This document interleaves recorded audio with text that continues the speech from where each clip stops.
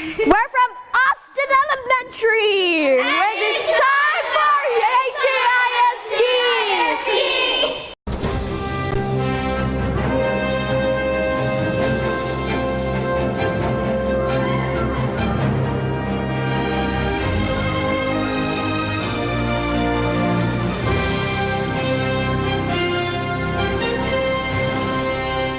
Hello and welcome to INside HCISD. I'm Erika, a senior at Early College High School. And I'm Aliza, a senior at Harlingen High School. So, Erika, HCISD seems to really have a heart for robotics. You're right, Aliza. HCISD robotics team across the district are advancing. Did you hear that Dr. Rodriguez Elementary now has an all-girls team? Check it out. Robotics teams across HCISD have been awarded nearly $10,000 this school year to advance the district's robotics programs in any ways necessary. Through robotics, students are able to learn ways that STEM skills can be applied to real-life situations. A member of Dr. Rodriguez's all-girls robotics team says the club has helped prepare her for her future career as a veterinarian. It helps with animals, and the thing that we're doing in robotics right now is animal allies. So it helps me learn more about how to care for animals. Aside from the academic lessons, robotics teams can learn valuable character traits like teamwork and dedication. So we work as a team to build robots and programming and to complete missions. The all-girls team at Dr. Rodriguez Elementary was given $500 as well as a Dell laptop. The purpose of the grant was to recognize underrepresented teams and encourage their success. The team is putting this grant to good use. If we need more stuff for the robotics, we can buy it with the $500. And the computer, we can research stuff that, like, we usually research for PowerPoint and research for how to complete missions. The girls at Dr. Rodriguez Elementary are excited that their school implemented an all-girls team and say that it has positively impacted them. It's made a difference because it's showing that girls have more abilities to do than boys, because sometimes we feel left out because the boys could take over what we do. And having a girls robotics team, well, it makes you feel powerful than you've ever been. The team has had a lot of practice through scrimmages that prepare them for their competitions. We competed in scrimmages, 2 of them, and they're like, where like they kind of tell you stuff and what to do. You get to see all the robots, what they get to do and everything. With this practice, the team is ready to begin competing. So we have a competition coming up this weekend, February 11th. It's at Memorial Middle School. It's our very first official competition, so we are super excited for it, and we cannot wait because we've been working hard this entire school year. So I can't wait. I'm very proud of them. Good luck, Dr. Rodriguez Elementary's all-girls robotics team, and all of your upcoming events. With INside HCISD, I'm Brandie Martinez. Wow, it's great to see how passionate these students are for robotics. Speaking of robotics, Travis Elementary team shares that passion. Students spend their time researching and learning to program in order to complete their mission. Take a look.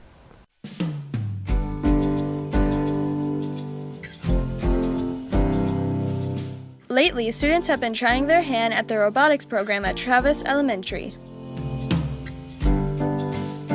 I like robotics because mostly about the research part. Well, I was mostly interested in the research we're doing and the programming. I thought it would be a good experience and a good experience for me to do well in my last year of 5th grade, and I was really interested in technology and like programming things, so I thought that robotics would be a good thing for me to try.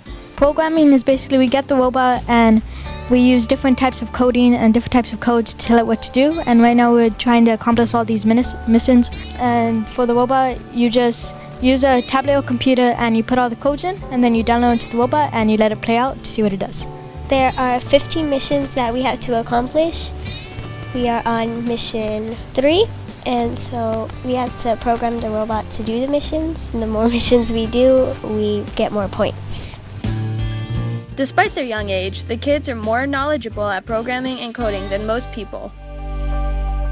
I want to learn more about like technology and like what there is, and like I know it involves like more stuff like math and everything, but like I just like want to learn about everything that there is for robotics, and that maybe all the stuff I'll learn in robotics will help later on in the future. We wish the best for the future inventors of America. Reporting for Inside HCISD, I'm Tiffany Fullerton. South also had a competition too for robotics. Here's Lexi Garza with the story. Harlingen High School South hosted a robotics tournament this past Saturday, January the 28th. While this was not the first tournament, this is the first qualifying tournament. My name is Jason Arms. I'm the Director of Innovation and Technology for the City of FAR, and I'm also the proud president of First RGV. And we're very thankful to the Harlingen ISD School Board and all the administrators that have made this year's competition a huge success. We are proud to continue the legacy of First Robotics that started at Gutierrez Middle School right here in the city of Harlingen, under the direction of Veronica Baca and the extreme support from Dr. Cavazos. We would like to thank again the Harlingen ISD School Board and all the administrators and volunteers and all the staff that have really helped First achieve a championship level across the state of Texas. Robotics can prepare students in many ways, such as learning teamwork, learning how to program robots, and more. Robotics itself has come such a long way, and students of all ages can get involved. Well, now the school district has really expanded the field of robotics and STEM, so they can get started as early as first grade, which is great because by the time they're in high school, they're going to have a lot of experience. Programming the robot, I will say for sure, is difficult, but we have a preloaded software, and through the software, we type our codes out, and then we kind of see what codes lined up with our modules, and then we go back from there and we fix our coding. It's done as a group. Every single member on the team, we have 8 members, and they all contribute, and then even our coaches will guide us along the way, and it's been a great effort because everyone has their own unique talents. We basically all get together as a meeting, not to build it, but to discuss things about what we want to do, what we want to improve, and we just vote on it and majority wins. With all tournaments come tough judges, and they all look for different things. Judges look for communications with the coaches and the driver. They also look for the structure of your robot, for them not to mess with other robots and just do whatever you can do. We recently have a shooter. We have it working together with an elevator that helps it move to the side and eventually land it on the part that it needs to do. We also could hit the beacons and pick up the joga ball at the last 30 seconds. This isn't our first competition with FTC, however, this is our first time competing with FTC. We've had multiple qualifiers, so we've gotten the chance to get arranged with how everything flows, how everything works, and we've gotten time to improve our robot because of all the qualifiers that we've competed in. This competition gets students ready for what field of STEM they want to go into, because there's so many different parts of this competition. There's marketing, there's building, there's programming, so computer science, construction, marketing would be making PowerPoints or going out to the public speaking. So there's a lot of factors that come in with competing in this competition. Reporting for Inside HCISD, I'm Vivian Garza. I'm definitely excited for the future of HCISD robotics teams. Hey Erika, I've been on the lookout for new books to read. Got any in mind? Well, if you're looking for new books to read, the little libraries are spread throughout the city of Harlingen. Are perfect for you. Here's the story.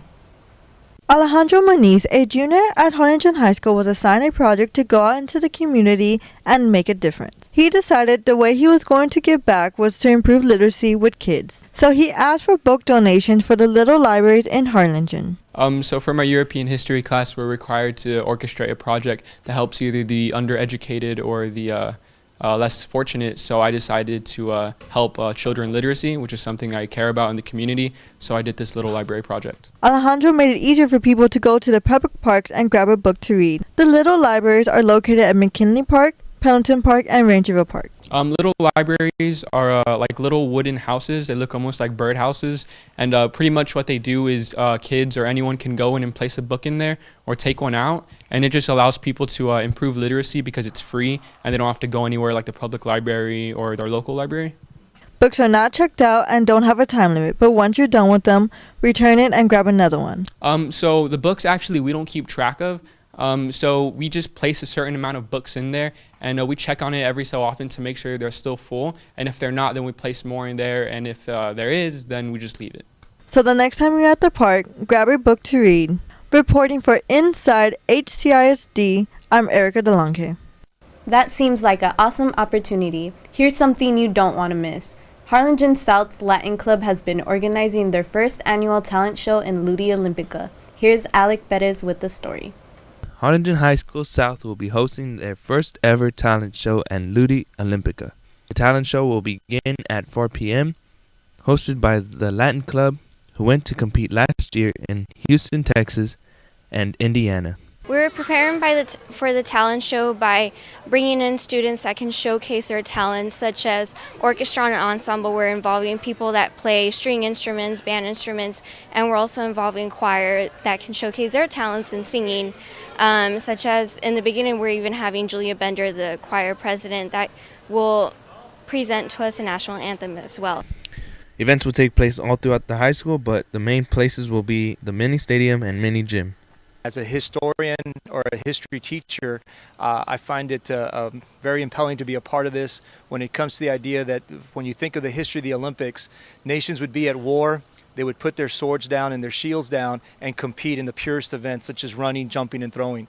So for myself and my boys of the track team to be a part of it, we couldn't wait to help out. I think it's going to be a great process that's going to show not only Harlingen South's students and what their abilities are, but the feeder schools that will become future Hawks. Harlingen High School South invites all feeder elementary and middle schools to join the Ludi Olympika and Talent Show, February 24th. This is Alec Perez reporting for INside HCISD. The way that students take a lead in advancing our district is inspiring.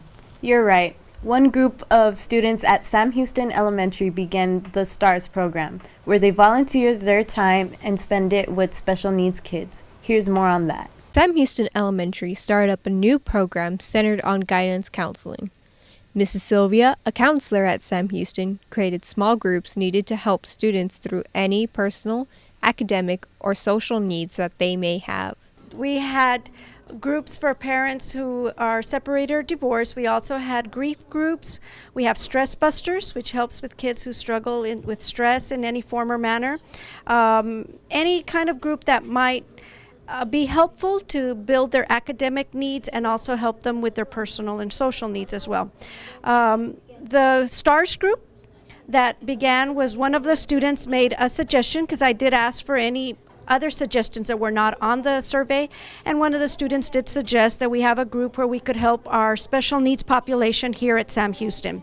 And so from there, we started with one student, led to two, and now we have 8 in our group, which we're very proud of. And they have been helping out in the classroom as well as helping with after school activities and also any other assemblies or all that we're doing. Devani Ambris, a 5th grader, created the STARS group, which stands for Students Take Action, Reaching Students. The group encourages each other and other students to be more outgoing and not so shy. What we do is we talk about why we wanted to join the group. And one of the things that make me join the group and make this group was my brother. One of my brother has autism, and that's what made me like, I saw the kids here, and I saw a lot of people not wanting to like even look at them, and that made me feel pretty upset. Debani's classmates share with us why they joined STARS and some of the most memorable moments they experienced. I was shy at first. I was a little scared.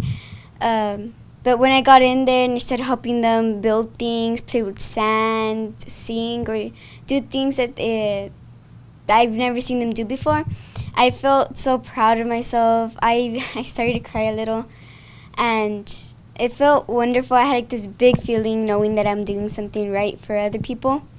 He was talking to me about it. He's like, do you want to join? I was like, sure. And one of the things that I was like a little upset about is how they don't look at them, or they don't say hi, or they laugh at them. That made me upset, and that's what made me join the group. Miss Campos, a special needs teacher at Sam Houston Elementary, explains just how effective this program has been for her students. When I first heard about the program, our school counselor, Miss Silva, asked me about it. She told me about it. There was a student or several students who wanted to help our students out in the classroom. I was pretty shocked at first, and then when she started to talk to me more and more about it, I loved the idea. Our kids are sometimes looked at differently because of their disability or the way that they look. So a lot of kids are a little afraid to say hi or to even, shake their hand and stuff.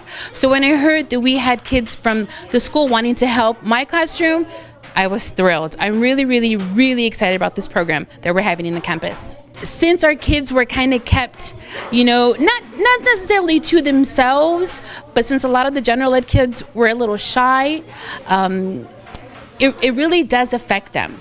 And now that they see that our general population is coming into the classroom and waving at them while they're in the hallway or helping us push wheelchairs, it really has done something to their personality, to their self-esteem.